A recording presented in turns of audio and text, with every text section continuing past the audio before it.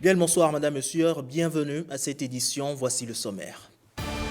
Dans l'actualité ce mercredi 9 octobre 2024, le rendez-vous hebdomadaire des membres du gouvernement, le Conseil des ministres entame une nouvelle phase du volet formation du projet Arche et pose un nouveau pas dans le cadre du projet de construction d'un centre de transfert de déchets solides ménagers à Cotonou. Les infrastructures modernes de la GDIZ donnent-elles à espérer une réponse favorable aux futures commandes de maillots de la FIFA?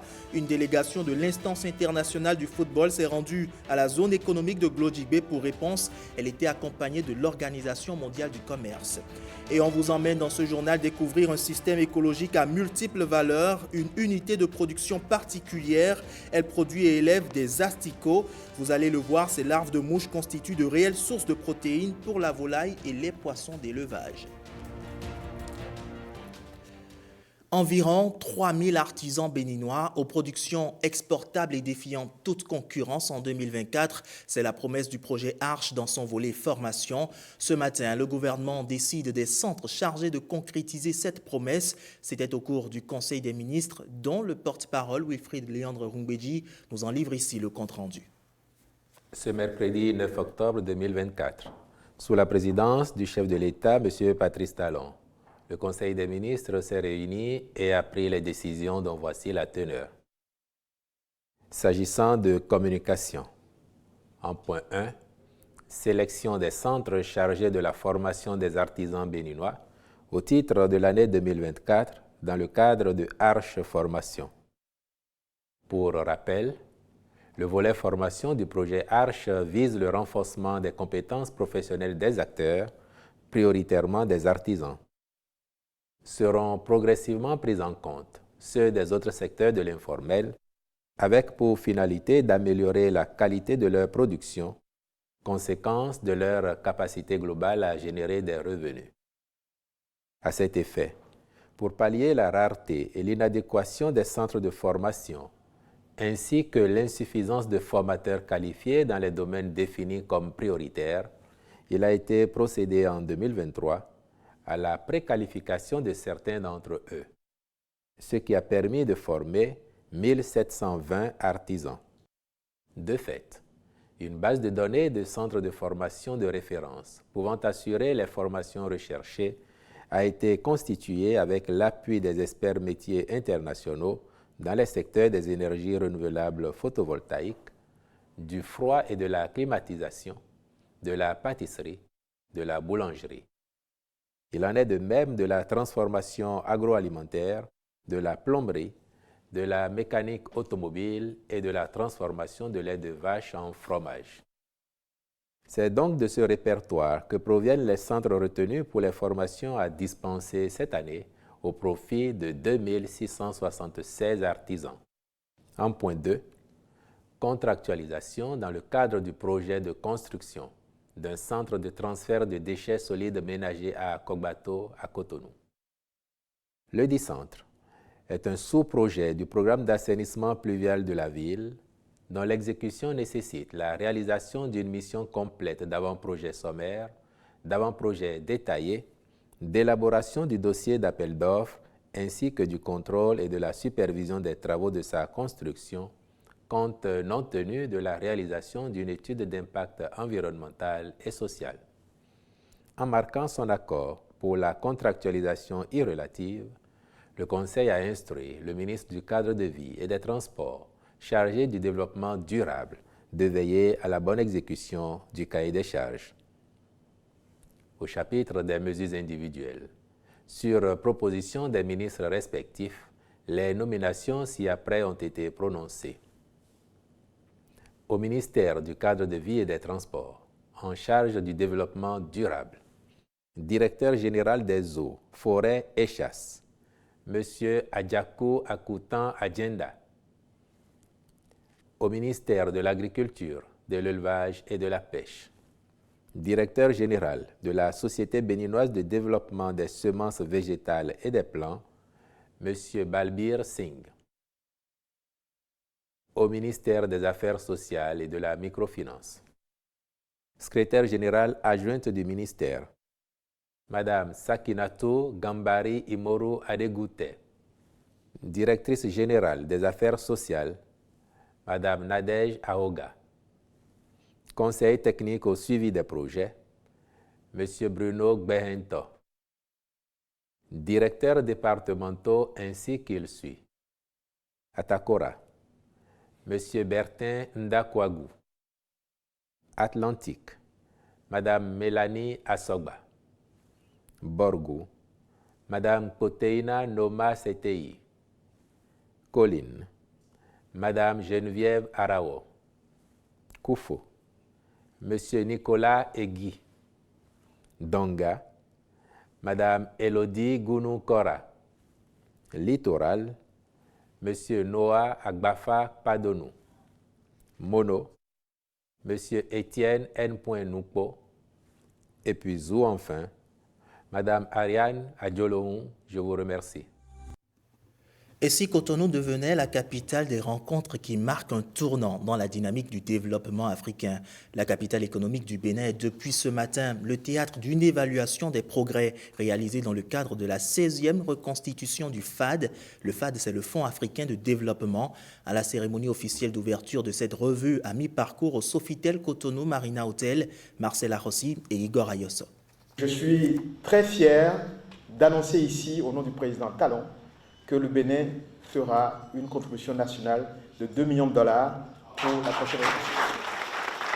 Toujours dans un rôle de premier plan en vue de l'édification d'un avenir prospère pour tout un continent.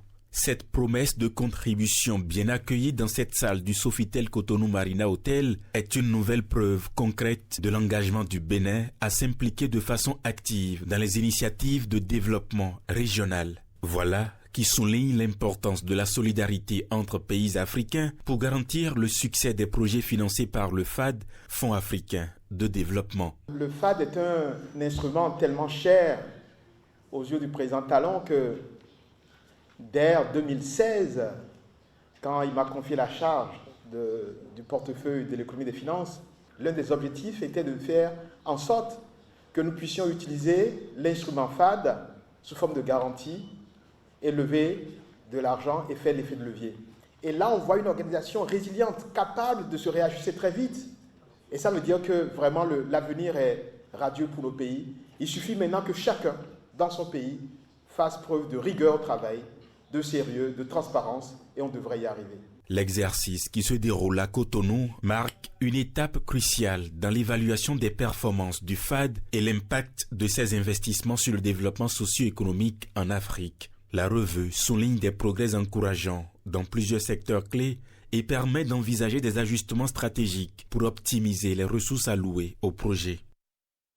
Lorsque j'ai été élu pour la première fois président du groupe de la Banque africaine de développement en 2015, j'ai immédiatement pris sur moi la responsabilité de devenir le porte-parole des pays FAD.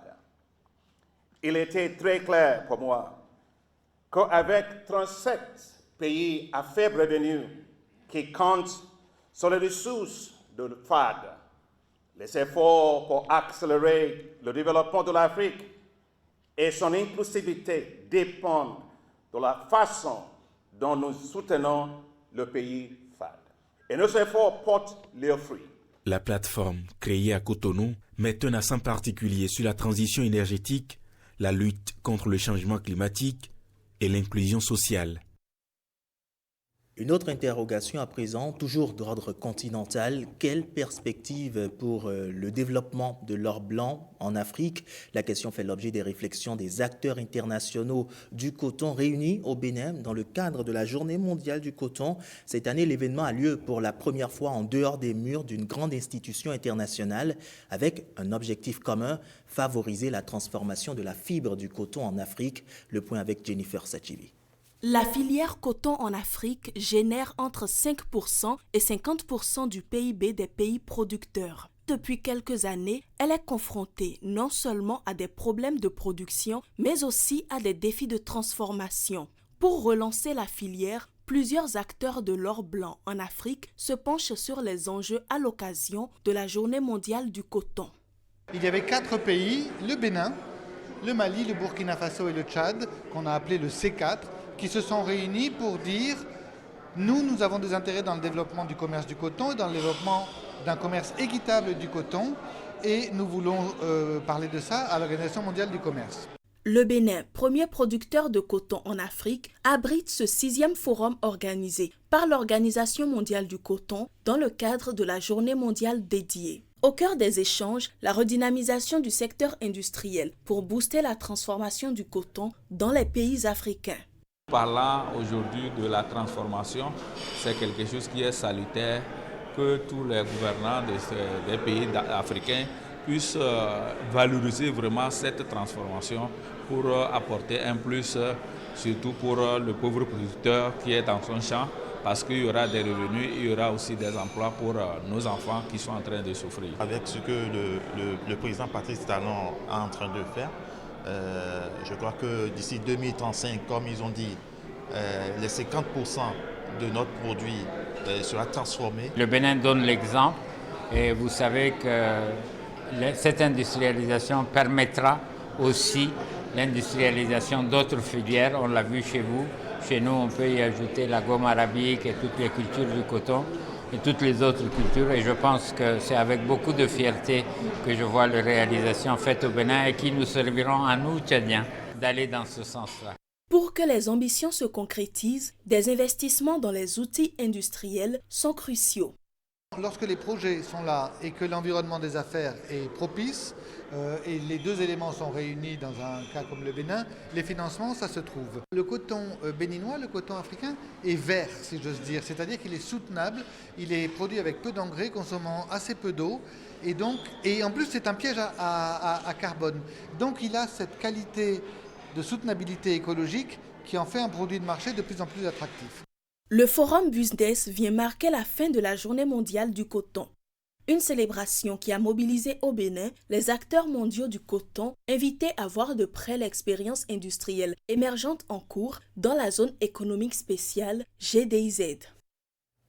Et vous le savez sans doute, le coton béninois est de qualité suffisante pour permettre la confection de bons maillots pour la FIFA. En marge donc de cette célébration de la 6e journée mondiale du coton, une délégation de la FIFA et de l'Organisation mondiale du commerce a visité la zone industrielle de Glodjigbe dans le cadre du partenariat FIFA-OMC.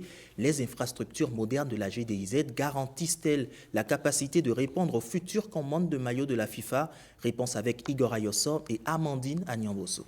Janvier 2025, les pays du C4+, vont recevoir leur première commande de maillots 100% Made in Africa. Une annonce faite par le président de la FIFA lors de la cérémonie d'ouverture de la Journée mondiale du coton à Cotonou le 7 octobre dernier. Des maillots destinés à équiper les équipes pour la Coupe du Monde et d'autres compétitions de la FIFA. Grâce au pouvoir du football, le sport le plus populaire au monde, nous espérons contribuer au développement de chaînes de valeur modernes et durables dans toute l'Afrique de l'Ouest en ce qui concerne la transformation du coton en textile. Notre soutien passe par des mesures concrètes. C'est ainsi qu'à partir de janvier, nous commencerons à produire des kits destinés aux élèves et aux enseignants à travers toute l'Afrique dans le cadre du programme Football for Schools de la FIFA. C'est donc pour voir l'aptitude du Bénin à honorer son engagement qu'une délégation de la FIFA, de la directrice générale de l'Organisation mondiale du commerce, ainsi que des ministres des pays du C4+, la Côte d'Ivoire, ont visité la zone industrielle de Glodjigbe, une descente pour évaluer les capacités industrielles du Bénin à soutenir la croissance de la filière coton dans la région. Après la visite guidée de quelques usines, dont celle intégrée de textile et son centre de formation, la directrice de l'OMC, Ngozi Okonjo-Iweala et sa suite ont félicité le gouvernement pour la qualité exceptionnelle du coton et les capacités de production de vêtements dans la zone industrielle. Il faut rappeler que la Fédération internationale de football association et l'Organisation mondiale du commerce ont scellé en 2022 un partenariat pour valoriser la filière coton dans les pays producteurs africains. Ce partenariat pour le coton a pour ambition d'utiliser la visibilité mondiale du football pour promouvoir les produits issus du coton africain tout en soutenant les producteurs locaux. Dans un tout autre registre à présent, les voix se font toujours entendre en ce qui concerne l'affaire d'atteinte à la sûreté nationale à la suite de la déclaration des militants des 7e et 8e circonscriptions condamnant le coup d'État manqué. Quelques acteurs du bloc républicain réagissent aussi, découvrant leurs impressions.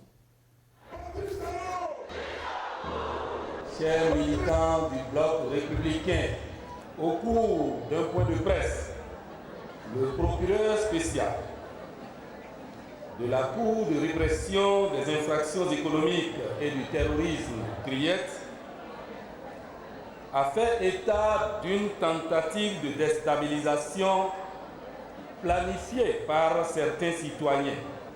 À la lumière des faits évoqués, nous, population de la 7e et de la 8e circonscription électorale, condamnons avec la dernière rigueur cette façon de remise en cause de notre processus démocratique en cours depuis février 1990. Nous dénonçons avec fermeté et appelons tous les Béninois patriotes à dénoncer cette manière de prise de pouvoir.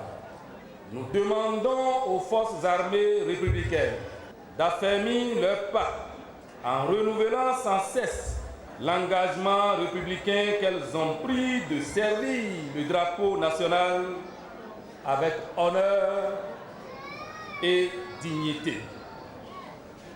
Nous demandons aux têtes couronnées, à toutes les autorités morales et religieuses de notre pays et à toutes les autorités susceptibles d'intercéder à travers les prières, de prier Dieu et les mannes de nos ancêtres pour qu'en dépit de tout, le Bénin triomphe. Enfin, nous apportons notre soutien indéfectible au chef de l'État, Patrice Talon, démocratiquement élu pour présider aux destinées de notre pays jusqu'en 2026.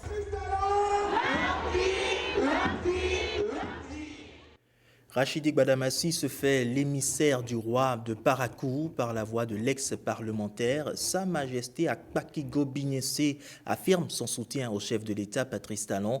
Le souverain prie pour un Bénin de paix. Les échos avec Michael Nouati et Aziz Alagbé. Il a dit le Dieu présent de rester imperturbable, de rester serein. Donc après la bénédiction de l'imam central de Parakou, vous êtes témoin également, où il a dit le président Patrice Talon, c'est comme le soleil. On peut aller sur la lune, revenir, mais personne ne peut aller au soleil et revenir en paix. Il y a une main visible, une main puissante, une main divine qui protège le peuple béninois. Et c'est pour ça que j'ai été délégué spécialement. La pluie immense de la bénédiction va tomber sur le Bénin et sur son chef. Et ce message a été lancé dans le cadre de l'édition 2024 de la Gani célébrée à Parakou le week-end dernier. Parlant justement de cette célébration de la Gani dans le bar au thème, Sa Majesté Akpaki Gobignessé, roi de Parakou, a sacrifié à cette tradition séculaire. Le parcours rituel a marqué ce jour de célébration en présence des populations autochtones et étrangères venues soutenir le souverain des Kobourou. Le film de cette fête identitaire avec Michael Nouati et Aziz Alagbé. Sa Majesté Akpaki Gobignessé, roi de Parakou, descendant des Kobourou, sacrifie à la tradition de la Gani. L'acte principal, un parcours d'une dizaine de kilomètres parsemé de 4 sites rituels. Lamar, Orutokoru, le premier site des fondateurs du royaume. Le cours d'eau Titirou, siège de certaines divinités. À ce parcours s'ajoutent des visites aux dignitaires du palais tels que le Sekosunu, roi des forgerons, le Bak Parakwe, l'équivalent du chargé des impôts du royaume.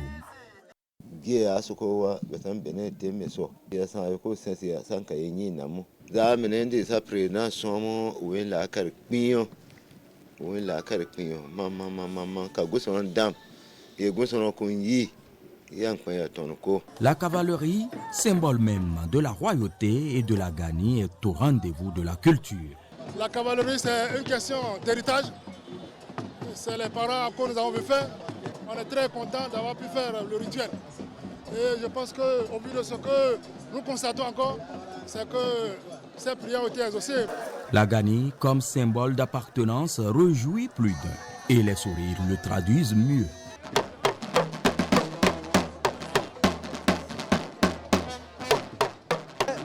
Gani de cette année, vraiment très sincère, pendant le Monsieur le Dieu, le Tout-Puissant. Parce que nous sommes en joie, tout le monde en joie depuis juillet. Aujourd'hui, c'est un grand jour, c'est le moment d'affirmer sa position culturelle. J'ai accompagné de bout en bout, je suis fière de ce que j'ai fait. Mes sentiments, je ne peux pas le dire. Vraiment, c'est une fête culturelle, nationale, et ça a été une réussite. Et c'est pour ça que nous sommes venus ici pour soutenir notre tradition, notre culture en tant que aussi tel couronné et en tant que membre de la Cour. Au nom de son président, le président Abdoulaye Béchane, je souhaite bonne fête à Sa Majesté Akpaki Gobinyese. Les délégations venues du Niger, du Nigeria, du Ghana et de la partie centrale et méridionale du Bénin honorent également de leur présence l'édition 2024 de la Gani de Parakou. Et cette édition 2024 de la Gani est aussi célébrée dans le département de l'Atakora. La députée Zainabou Kora du Parti Les Démocrates, suivie de leaders religieux communaux et toute la population de Wassa Penko ont aussi célébré ensemble cette fête identitaire ce samedi.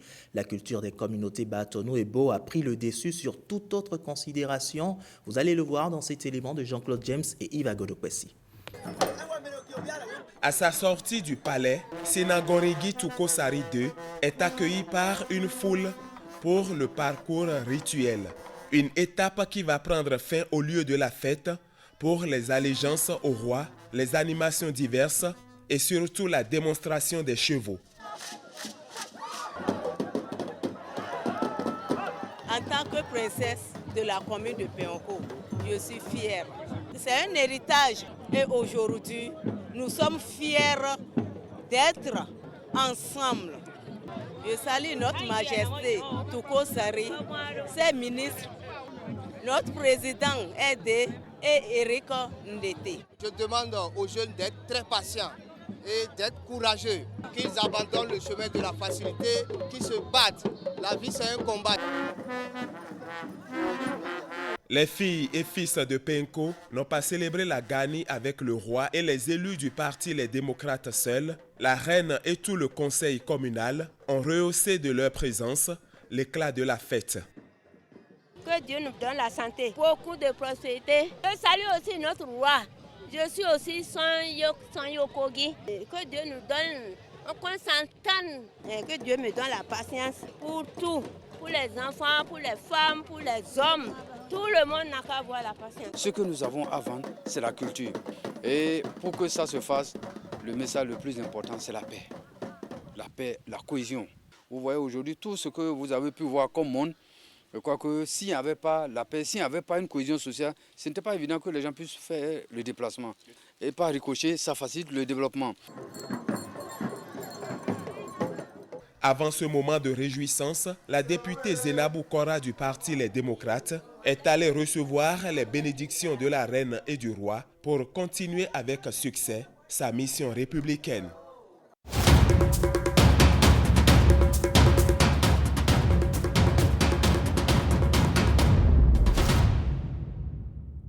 Cap à présent sur la Conciergerie de Paris, théâtre d'exposition actuelle de l'art contemporain béninois en France, mais pas que. C'est aussi le lieu d'où résonne la voix de la Mama Grammy avec ses 40 ans de carrière musicale et plus de 20 ans comme ambassadrice de bonne volonté de l'UNICEF. La diva Angélique Kidjo s'est produite à la Sainte-Chapelle de France.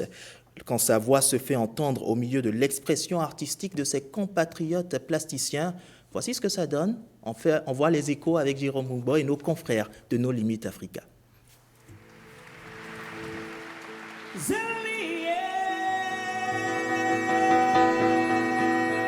Angélique Kidjo La star béninoise de la musique revisite ses 40 ans de carrière. Ce concert qui se tient ici, à la Sainte-Chapelle, à Paris, s'inscrit dans le cadre de l'exposition Révélation Art contemporain du Bénin.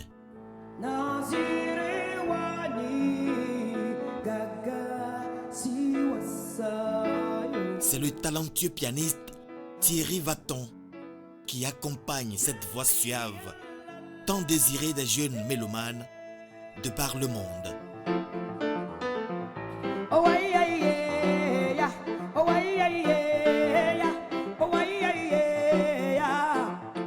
Dans cet univers coloré, élégant et de haute classe, la reine incontestée de la musique africaine a tenu en haleine un public responsable par ses grands succès.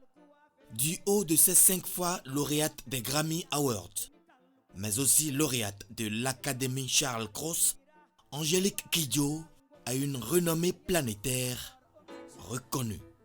Depuis 1980, elle a publié plus d'une quinzaine d'albums.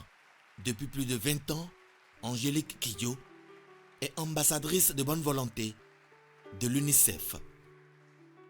Sa présence à l'exposition Révélation Art contemporain du Bénin est la preuve d'une organisation bien pensée pour le bonheur des milliers de spectateurs, mais aussi d'une politique culturelle et artistique béninoise ouverte sur le monde.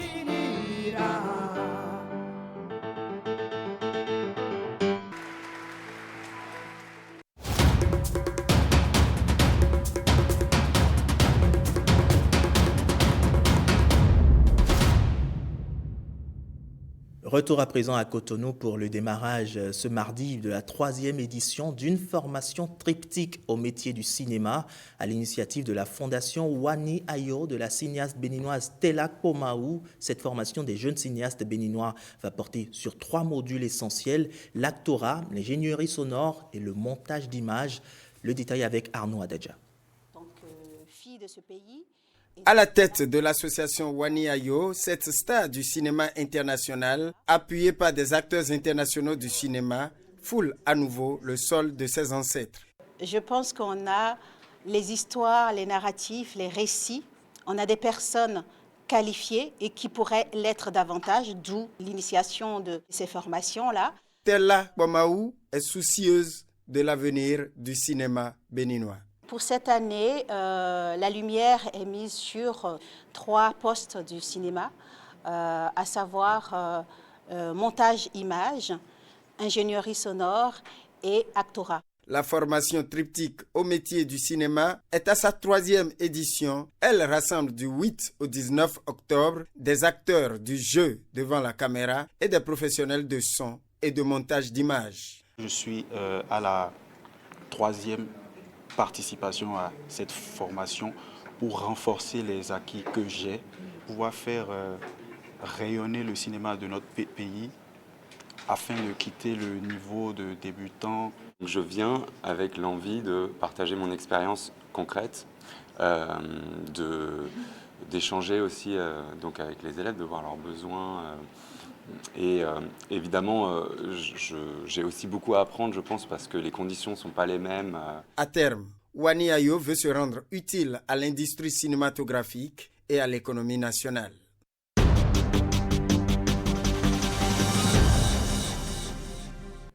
Que faites-vous à la vue des asticots? Ces larves de mouches font tôt de recevoir de l'eau de javel, de l'eau chaude ou même des cristaux de soude simplement à leur vue. Pourtant, ce sont de véritables sources de protéines animales. Vous allez le voir dans cette découverte de William Choki et Edmond Rungbor. Ils nous emmènent dans un système écologique de production des sources de protéines à partir des déchets organiques pour la volaille et les poissons d'élevage. Une unité tenue par une Française vivant au Bénin qui se fait appeler l'éleveuse d'asticots. C'est le dossier du jour. C'est presque devenu un rituel pour lui. Une passion qu'il n'abandonnera pour rien au monde. Bon, ça c'est la provende. Ça c'est la provende. Ouais, bon, j'ai rajouté les larves séchées. Il nourrit quotidiennement ses oiseaux domestiques. Aujourd'hui, bien en chair. Bien en forme, ouais. Ah ben, je leur donne des larves de mouches, dès le premier mois vivantes et ensuite séchées. Je rajoute des sèches dans la provende, quoi. Quelques mois auparavant, Tommy a pourtant failli tout laisser. Les pertes étaient énormes, mais vite, il a trouvé la potion magique pour sauver sa basse-cour. Surtout qu'il n'y a plus de mortalité en fait. Voilà. J'avais peut-être 80% de mortalité avant, et là maintenant, il n'y en a plus, quoi. J'ai découvert ça avec Cécile qui a commencé à le faire, donc j'ai essayé et puis j'ai trouvé une énorme différence. Cécile, celle grâce à qui Tommy peut continuer à mener son élevage à cœur joie, la voici. Oui, bienvenue sur le site de Sopanco. Géophysicienne à l'origine, aujourd'hui à la tête de cette unité d'élevage d'Astico. C'est ici que ça se passe.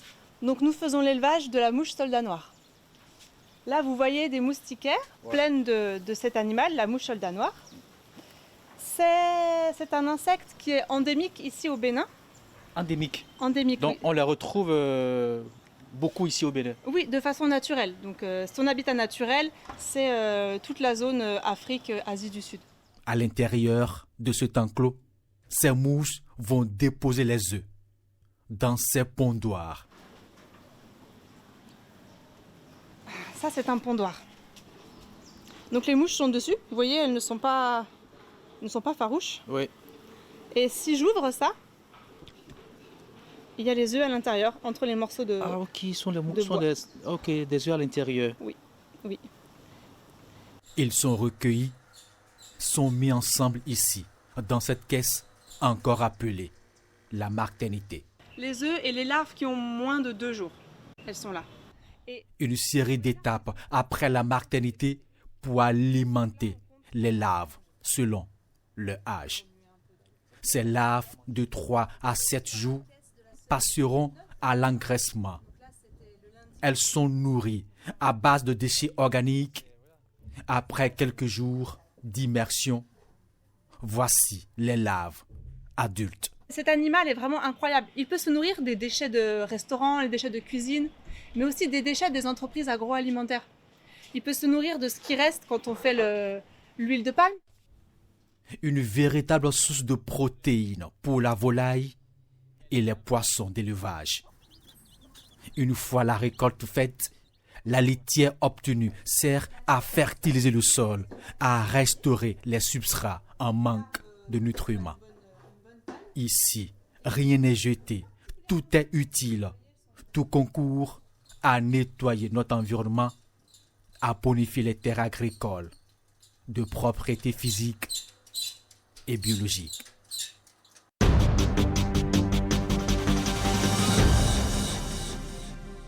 Parlons sport à présent. Dans ce journal, les Guépards poursuivent leur préparation en vue d'aborder la double confrontation contre le Rwanda. À l'agenda, ce mardi, une deuxième séance d'entraînement avec un groupe presque au grand complet, comme l'ont constaté Bruno Swali et Ramatou Lawani. Moi, je viens d'arriver. Junior Olaïtan rejoint à peine ses coéquipiers qu'il découvre l'intensité de la préparation d'une double confrontation décisive. L'effectif des Guépards s'est étoffé en 24 heures. Il ne manquait plus que Saturné Alagbe et Cécile Almeida à cette séance d'entraînement. Kenot-Ror dispose d'un groupe presque complet pour travailler dans la sérénité, un groupe engagé pour la victoire vendredi prochain. J'ai vu que le groupe est motivé et on est concentré sur le match de vendredi. On sait que quoi qu'il arrive, c'est le 3 points qui compte. Donc on est prêt à rencontrer l'équipe de Rwanda et puis j'espère que ça va marcher. Fort mentalement, mais moi je sais que je suis prêt à affronter le match contre le Rwanda et puis donner mon maximum sur le terrain pour aider mon coéquipier. Et puis j'espère que je vais faire de bonnes choses et le groupe aussi. Et on va faire de bonnes choses et j'espère qu'à la fin on va gagner. Cet appétit vorace des Guépards pour la victoire face au Rwanda se démontre par de laborieuses séances d'entraînement et l'état d'esprit affiché par les hommes de Kenot-Ror. La séance de cet après-midi montre quand même que les joueurs sont presque tous en très bonne forme et l'état d'esprit que nous avions constaté depuis quelques matchs maintenant au niveau des guépards est resté.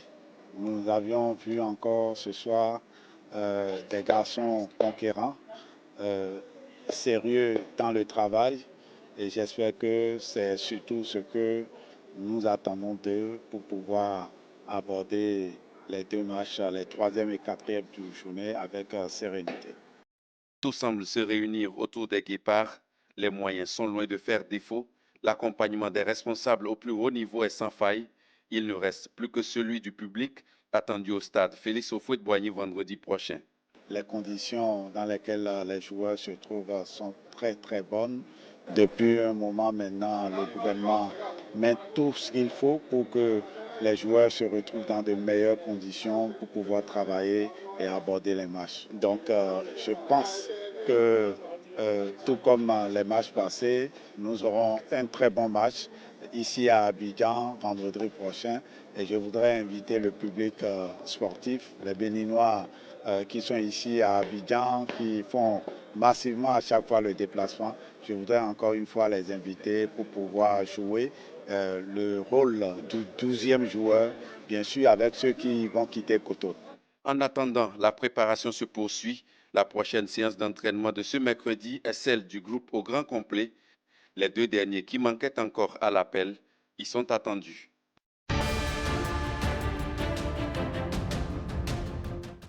C'est l'heure à présent du tour de l'actualité hors de nos frontières. Au récit ce soir, Alexandra Djotan. Lourd bilan au Niger du fait des inondations. Des pluies exceptionnelles y ont fait 339 morts et plus d'1 million de sinistrés depuis juillet, a annoncé l'agence nigérienne de presse. Un précédent bilan du ministère nigérien de l'Intérieur faisait état, le 4 septembre dernier, de 273 morts, plus de 700 000 sinistrés et 278 blessés. Lors d'une conférence. C'est tout pour ce journal. Merci de nous avoir suivis. Bonsoir chez vous.